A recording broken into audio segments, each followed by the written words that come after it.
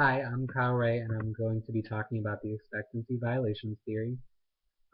This theory has to do mostly with nonverbal communication, and it has to do with how some people's expectations can be violated depending on what they're expecting in how they expect to communicate, how they're used to communicating compared to how other people do with them, and how if it's not what they're expecting, they can feel violated, whether it be in a positive or a negative way. They could be positively impacted by it as well.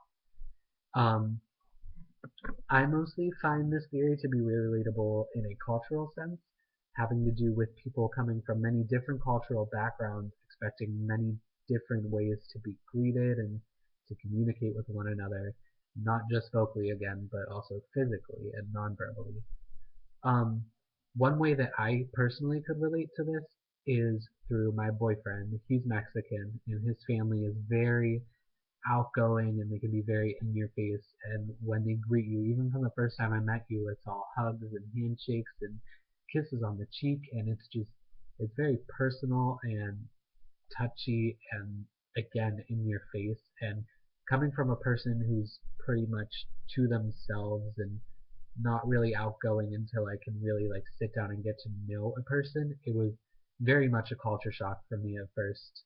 I mean, I've adjusted to it now, I'm used to it now, but going into it, I was very much unready for it and very much uncomfortable with the whole situation. Um, Another way that I could see this applied into my life would be in more of a professional sense, having to do with like job interviews, the way that you go in, how you're presenting yourself. From when you first walk in the door with no communication at all, it has to do with how you're dressed, if you're clean shaven, how your hair looks, if it's not blue.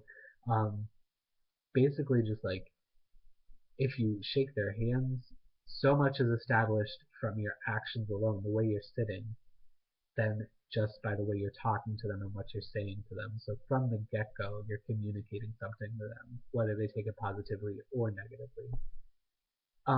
I think one piece of advice that I could give to people about this theory is just to keep an open mind and to understand that not all people are brought up in the same way, and everybody expects different things when it comes to communication and introductions and how to non-verbally communicate and introduce yourself and get your feelings across without words.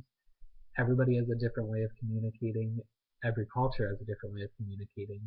And I think people need to understand that you need to be open and understand that not everybody is going to be expecting the same things and could be thrown off by the way you communicate even. So yeah,